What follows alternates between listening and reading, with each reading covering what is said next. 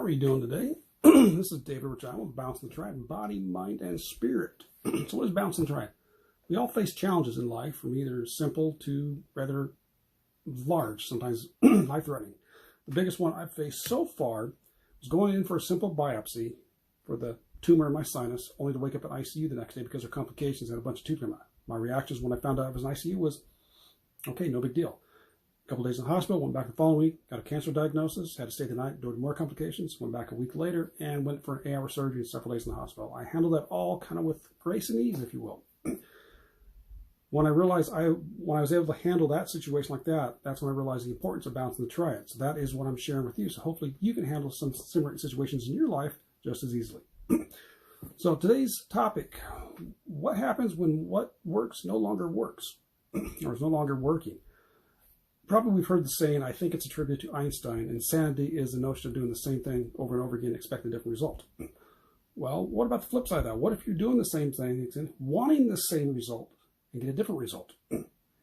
Well, certain things can happen for you. If you start going through and maybe you suddenly start getting headaches when you didn't get them before.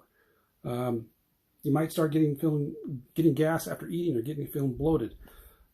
You might start getting tired. Like myself right now, I have mentioned to you probably a number of times, I get up at 5 o'clock every morning. It keeps me full of energy. It gets me going through the day. Well, the last several mornings, it's been a struggle to get up. Matter of fact, a couple of mornings I've even fallen asleep longer.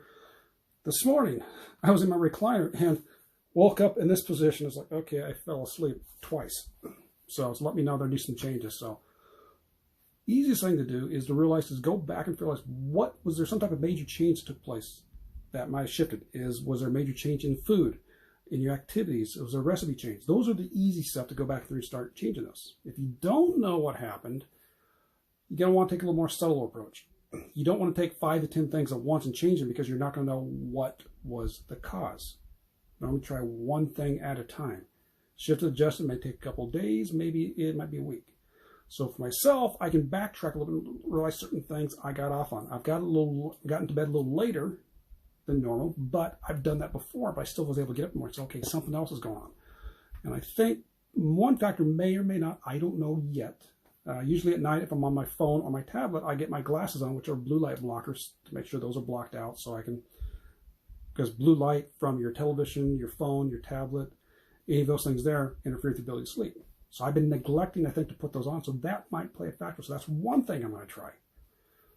Another factor is, since it's been a little warmer up, I've had an oscillating fan on me, so that could play a factor. I don't know what it is, but if you have something that was working previously and now it's no longer working, again, go back and figure out, were there any obvious changes that you can pinpoint to and say, okay, this might be the cause. And even then, you still have to test and try it out.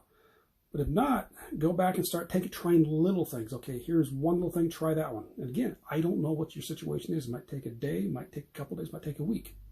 And that doesn't work, try something else. Because as I just got to mention, if you try too many things at one time, you may get the result right, but yet you do not know what the cause of it is. And me personally, I want to know what the cause of it is, so I can only have to change the one and not all these other things over here, which may have nothing to do with it. So that's something to play with there. Think about if something was working that you wanted to work and now it's no longer taking place. A real obvious something that happened like this is in weightlifting.